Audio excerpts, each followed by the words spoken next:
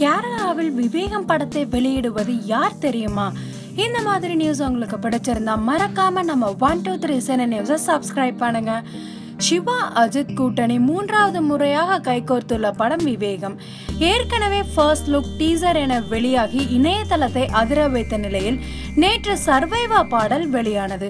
சில மணி நேரத்தில் சாதனை படைத்த சர்வைவா ரேப் பாடல் மிக அதிகமான ட்ரெண்ட் ஆனது. பிரபலங்கள் பலரும் கருத்து தெரிவித்தார்கள். விரைவில் வெளியாக இருக்கும் விவேகம் படத்தை கேரளாவில் வெளியிடும் உரிமையை முழக்கு படம் பிலிம்ஸ் நிறுவனம் வாங்கியுள்ளது. மோகன்லால் நடித்து மலையாளத்தில் வெளியான புலிமுருகன் பெரும் ஹிட் படத்தை இந்த நிறுவனம் தான் தயாரித்தது என்பது குறிப்பிடத்தக்கது. மேலும் தமிழகத்திலும் அதே நிறுவனம் தான் படத்தை வெளியிட்டுள்ளது. இந்த நியூஸ் உங்களுக்கு பிடிச்சிருந்தா லைக் பண்ணுங்க, ஷேர் பண்ணுங்க.